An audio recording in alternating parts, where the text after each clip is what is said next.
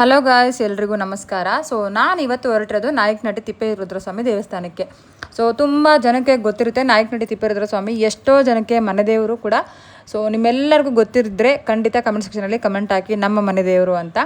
ಯಾರಾದರೂ ಹೊಸ್ದಾಗಿ ಚಾನಲ್ ನೋಡ್ತೀರಾ ದಯವಿಟ್ಟು ಚಾನಲ್ನ ಸಬ್ಸ್ಕ್ರೈಬ್ ಮಾಡಿ ನೋಡಿ ಅಂತ ಹೇಳ್ತಾ, ಇವತ್ತಿನ ವಿಡಿಯೋ ಏನಪ್ಪ ಅಂದರೆ ನಮ್ಮ ನಾಯಕನಹಟ್ಟಿ ತಿಪ್ಪೇಸ್ವಾಮಿ ಅವ್ರ ಬಗ್ಗೆ.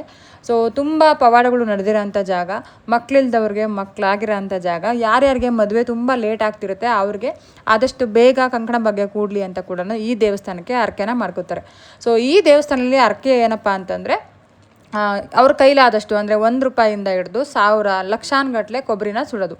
ನಾಯಕನಹಟ್ಟಿ ತಿಪ್ಪೇಸ್ವಾಮಿ ದೇವಸ್ಥಾನಕ್ಕೆ ಬರೋದಕ್ಕೆ ನಿಮಗೆ ಟ್ರೈನ್ ಫೆಸಿಲಿಟಿ ಇದೆ, ಬಸ್ ಫೆಸಿಲಿಟಿ ಇದೆ, ಹಾಗೆ ನೀವು ಓನ್ ವೆಹಿಕಲಲ್ಲಿ ಕೂಡ ಬರ್ಬೋದು.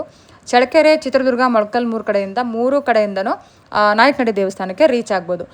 ಯಾರನ್ನೇ ಕೇಳಿದ್ರು ನಾಯಕನಹಟ್ಟಿ ದೇವಸ್ಥಾನನ ಪ್ರತಿಯೊಬ್ಬರು ಕೂಡ ಅವರೇ ಖುದ್ದಾಗಿ ನಿಂತು ತೋರಿಸೋ ಅಂಥ ತುಂಬ ಪಾಪ್ಯುಲರ್ ಆಗಿರೋಂಥ ದೇವಸ್ಥಾನ. ಈ ದೇವಸ್ಥಾನ ನಿಮಗೆ ಒಳಮಠ ಮತ್ತು ಹೊರಮಠ ಅಂತ 2 ದೇವಸ್ಥಾನಗಳು ಕಾಣುತ್ತೆ. ಒಳಮಠ ಅಂದರೆ ದೇವರು ಉತ್ಸವ ಮೂರ್ತಿ ಇರೋಂಥ ಜಾಗ. ಹೊರಮಠ ಅಂದರೆ ದೇವರು ಅಂದರೆ ನಾಯಕನಹಟ್ಟಿ ತಿಪ್ಪೇಸ್ವಾಮಿ ಅವರು ಜೀವಂತ ಸಮಾಧಿಯಾಗಿರೋಂಥ ಜಾಗ. ಪ್ರತಿಯೊಬ್ಬರು ಕೂಡ ಮಕ್ಕಳಿಂದ ಹಿಡಿದು ಮುದುಕರವರೆಗೂ ಅಂದರೆ ವಯಸ್ಸಾಗಿರೋ ವ್ಯಕ್ತಿವರೆಗೂ ಕೂಡ ನಾಯಕನಹಟ್ಟಿ ತಿಪ್ಪೇಸ್ವಾಮಿಗೆ ನಡ್ಕೊಳ್ದಿರೋಂಥ ಜನನೇ ಇಲ್ಲ. ಪ್ರತಿ ಸೋಮವಾರ ವಿಶೇಷ ಪೂಜೆ ನಡೀತಾ ಇರುತ್ತೆ. ಬೆಳಗಿನ ಜಾವ 5:30 ಸ್ಟಾರ್ಟ್ ಆಗಿ ರಾತ್ರಿ 10 ಗಂಟೆವರೆಗೂ ಜನ ಇರ್ತಾರೆ. ಉತ್ಸವ ಮೂರ್ತಿನ ಅಂದರೆ ಪಲ್ಲಕ್ಕಿ ಉತ್ಸವ ಕೂಡ ಸೋಮವಾರ ಇರುತ್ತೆ. ಗೈಸ್, ನಾನಿಲ್ಲಿ ಹೇಳಕ್ಕೆ ಹೊರಟಿರೋದು ಏನಪ್ಪ ಅಂದರೆ, ನಾವು ದೇವ್ರನ್ನ ನೋಡಿಲ್ಲ ಅನ್ನೋ ನಂಬಿಕೆ ತುಂಬ ಜನಕ್ಕಿರುತ್ತೆ, ದೇವರಿಲ್ಲ ಅನ್ನೋ ನಂಬಿಕೆ ಕೂಡ ಇರುತ್ತೆ.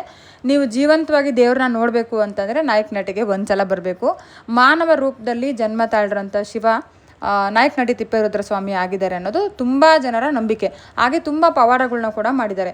ಅವ್ರಿಗೋಸ್ಕರ ಎಷ್ಟೋ ರಾಜರು ಕೂಡ ಪಣಿಯಪ್ಪ ಅನ್ನೋರು, ಹಾಗೆಯೇ ಏನಪ್ಪ ಅವರು ಇಡೀ ಆತ್ಮಲಿಂಗನೇ ಕೊಟ್ಟಿರೋ ಅಂಥ ಉದಾಹರಣೆಗಳಿದ್ದಾವೆ. ಹಾಗೆಯೇ ಸತ್ತೋಗಿರೋಂಥ ಎಮ್ಮೆಗೆ ಹಾಲು ಕರೆದಿರೋ ಅಂಥ ಪವಾಡ ಪುರುಷ ಅಂತಲೇ ಹೇಳ್ಬೋದು. ಯಾರಾದರೂ ಸಾಧ್ಯನಾ ಈಗಿನ ಕಾಲದಲ್ಲಿ ಅಂದರೆ ಈ ಕಲಿಯುಗದಲ್ಲಿ ಸತ್ತೋಗಿರೋ ಎಮ್ಮೆಯಿಂದ ಹಾಲು ಕರೆಯೋದಕ್ಕೆ? ತುಂಬ ಅಂದರೆ ತುಂಬ ಪವಾಡಗಳನ್ನ ಮಾಡಿದ್ದಾರೆ ಅವರು.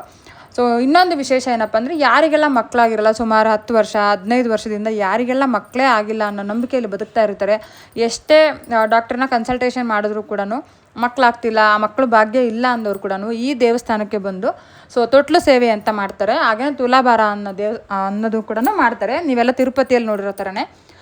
ಸೇಮ್ ಅದೇ ಥರನೇ ಇಲ್ಲೂ ಕೂಡ ತುಲಾಭಾರ ಸೇವೆ ಇಟ್ಕೊಂಡಿರ್ತಾರೆ. ಅಂದರೆ ಮದುವೆ ಆಗಿಲ್ಲ ಅಂದರೆ, ಮಕ್ಕಳಾಗಿಲ್ಲ ಅಂದರೆ, ಅಕಸ್ಮಾತ್ ಮಕ್ಕಳಾಗಿಲ್ದಿರೋರಿಗೆ ಮಕ್ಕಳಾದರೆ ಅವ್ರನ್ನ ಮಕ್ಕಳ ತೂಕಕ್ಕೆ ಕೊಬ್ಬರಿ ಕೊಡ್ತೀವಿ ಅಂತ ಅಥವಾ ಅಕ್ಕಿ ಕೊಡ್ತೀವಿ ಅಂತ ಹರಕೆನ ಮಾಡ್ಕೋತಾರೆ. ನೆಕ್ಸ್ಟ್ ಏನಪ್ಪ ಅಂದರೆ, ಮದುವೆ ಆಗಿಲ್ದಿರೋರು ಕೂಡ ತುಂಬ ವರ್ಷಗಳಿಂದ ಮದುವೆ ಆಗಿಲ್ಲ, ಕಂಕಣ ಭಾಗದಲ್ಲಿ ಏನಾದರೂ ಪ್ರಾಬ್ಲಮ್ಸ್ ಇದ್ದರೆ, ಜಾತಕ ಸರಿ ಇಲ್ಲ ಅಂತ ಇದ್ದರೆ, ಮಕ್ಕಳಾಗಿಲ್ಲ ಅಂದವರು ಕೂಡ ಮದುವೆ ಆಗಿಲ್ಲ ಅಂದವರು ಕೂಡ ಇಲ್ಲಿ ಬಂದು ಹರಕೆನ ಮಾಡ್ಕೊಂಡೋಗಿ ಎಷ್ಟೋ ಜನ ಮದುವೆ ಆಗಿಲ್ದಿರೋ ಅಂಥ ವ್ಯಕ್ತಿಗಳು ಅನ್ನೋದು ಹರಕೆ ಆಗಿದ್ದಾದಮೇಲೆ ನೆಕ್ಸ್ಟ್ ಬಂದು ಅವರೇ ಅದೇ ದೇವಸ್ಥಾನದ ಹತ್ರ ಮದುವೆಗಳಾಗಿರೋ ಉದಾಹರಣೆಗಳು ತುಂಬಾ ಇದ್ದಾವೆ. ನಿಮಗೂ ಯಾರಿಗಾದರೂ ಮಕ್ಕಳಾಗಿಲ್ಲ ಅಂದರೆ ಖಂಡಿತ ಒಂದ್ಸಲ ಬಂದು ನಾಯಕನಹಟ್ಟಿ ತಿಪ್ಪೇಸ್ವಾಮಿನ ನೋಡ್ಕೊಂಡು ಹೋಗ್ಬೋದು. ನೀವಿಲ್ಲಿ ನೋಡ್ತಿದ್ದೀರಲ್ಲ, ಪ್ರತಿಯೊಬ್ಬರು ಕೂಡ ಅಲ್ಲಿ ಏನದು ಫೋಟೋಗಳನ್ನ ಫ್ರೇಮ್ ಹಾಕ್ಸಿ ಕೊಟ್ಟಿದ್ದಾರೆ ತುಂಬ ವರ್ಷಗಳದ್ದು.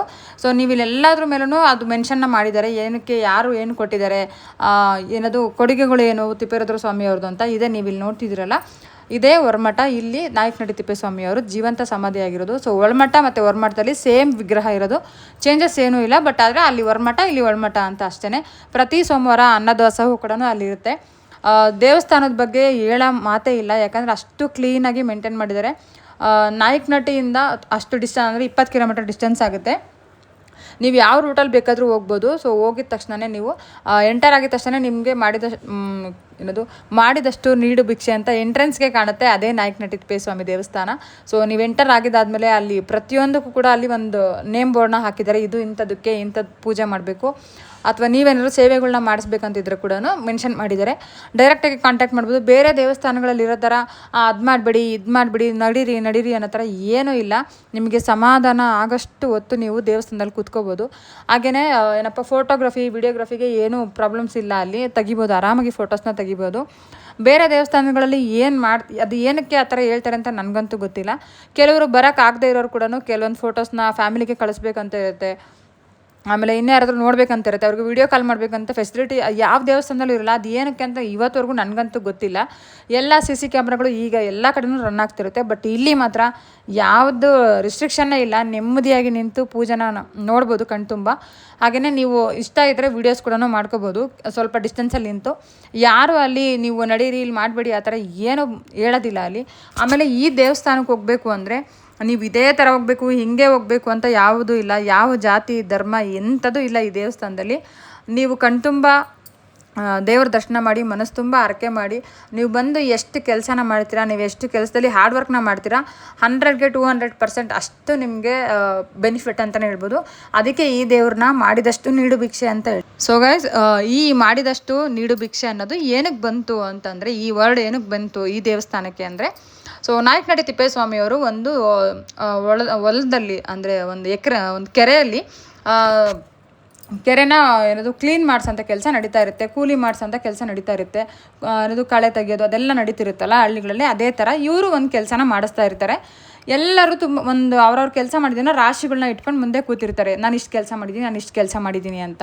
ಸೊ ಆವಾಗ ಎಲ್ರಿಗೂ ಪೇಮೆಂಟ್ನ ಮಾಡ್ತಾ ಬರ್ತಾರಂತೆ, ಇವರಿಗೆ ಇಷ್ಟು ದುಡ್ಡನ್ನ ಕೊಡಬೇಕು ಅಂತ ಅಂದ್ಕೊಂಡು ಬರ್ತಿರ್ತಾರಂತೆ ನಾಯಕನಹಟ್ಟಿ ತಿಪ್ಪೇಸ್ವಾಮಿಯವರು. ಸೊ ಆವಾಗ ಒಬ್ಬರು ಹೆಣ್ಮಗು ಕೂತ್ಕೊಂಡು ಕೆಲಸ ಮಾಡ್ತಾ ಇರುತ್ತಂತೆ, ಅವ್ರಿಗೆ ಮಾತ್ರ ಜಾಸ್ತಿ ಡಬಲ್ ಅಮೌಂಟ್ ಕೊಟ್ಟಿರ್ತಾರಂತೆ. ಸೊ ಎಲ್ಲರೂ ಪ್ರಶ್ನೆ ಮಾಡೋಕ್ಕೆ ಸ್ಟಾರ್ಟ್ ಮಾಡ್ತಾರಂತೆ, ಏನಕ್ಕೆ ನೀವು ಅವ್ರಿಗೆ ಮಾತ್ರ ಜಾಸ್ತಿ ಕೊಡ್ತಿದ್ದೀರಾ, ನಮಗೇನು ಕೊಡ್ತಾ ಇಲ್ಲ ಅಂತ. ಸೊ ಆವಾಗ ಅವ್ರು ಹೇಳಿದ್ರಂತೆ, ಆ ಹುಡುಗಿ ಪ್ರೆಗ್ನೆಂಟ್ ಇದ್ದಾಳೆ ಅಂದರೆ ಅವಳು ಹೊಟ್ಟೆಲಿರೋಂಥ ಮಗು ಕೂಡ ಕೆಲಸನ ಮಾಡಿದೆ, ಇಬ್ರಿಗೂ ಪೇಮೆಂಟ್ನ ನಾನು ಕೊಡ್ತಿದ್ದೀನಿ ಅಂತ.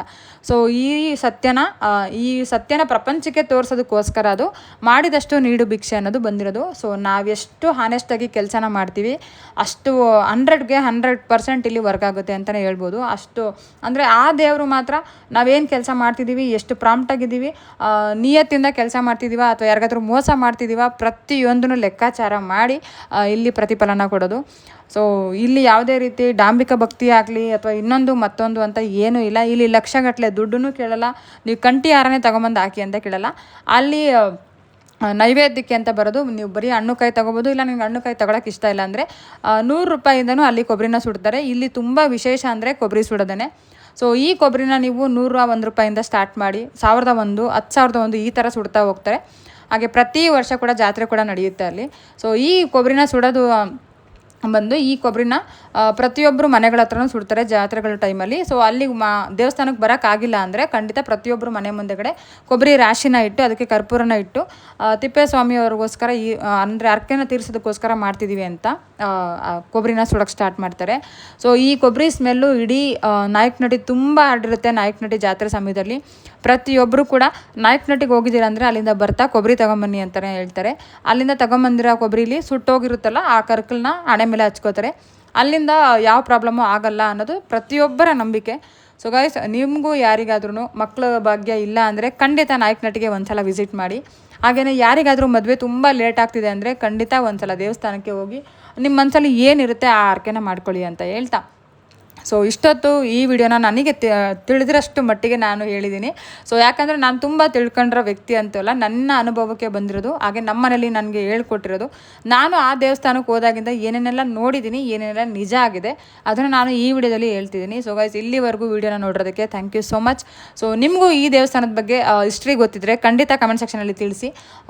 ಯಾರಾದರೂ ಹೋಗಿಲ್ಲ ಅಂದರೆ ಖಂಡಿತ ಒಂದ್ಸಲ ಹೋಗಿ ನೀವು ವಿಸಿಟ್ ಮಾಡೋದ್ರಲ್ಲಿ ಏನೂ ತಪ್ಪಿಲ್ಲ. ಒಂದು ಒಳ್ಳೆ ಜಾಗಕ್ಕೆ ಹೋಗ್ತೀರಾ, ಒಂದು ಒಳ್ಳೆ ವೈಬ್ ಕ್ರಿಯೇಟ್ ಆಗುತ್ತೆ. ನೆಮ್ಮದಿ, ಶಾಂತಿ, ಶ್ರದ್ಧೆಯಿಂದ ಬೇಡ್ಕೊಂಡ್ರೆ ಖಂಡಿತ ದೇವರು ನೀವು ಅಂದ್ಕೊಂಡಿರೋದನ್ನೆಲ್ಲ ಖಂಡಿತ ಕೊಡ್ತಾರೆ ನನ್ನ ನಂಬಿಕೆ. ಗೈಸ್, ನೆಕ್ಸ್ಟ್ ವಿಡಿಯೋದಲ್ಲಿ ಮತ್ತೆ ಸಿಗ್ತೀನಿ. ಸೊ ಇದೇ ಥರ ಕಂಟೆಂಟ್ಗೋಸ್ಕರ ನನ್ನ ಯೂಟ್ಯೂಬ್ ಚಾನಲ್ನ ಸಬ್ಸ್ಕ್ರೈಬ್ ಮಾಡಿ ವಿಡಿಯೋನ ನೋಡಿ. ಹಾಗೆಯೇ ಇಲ್ಲಿವರೆಗೂ ಯಾರೆಲ್ಲ ನೋಡಿದ್ದೀರಾ ಥ್ಯಾಂಕ್ ಯು ಸೋ ಮಚ್. ನಿಮ್ಮ ಕನ್ನಡತೆಯನ್ನು ಸದಾ ಪ್ರೋತ್ಸಾಹಿಸಿ.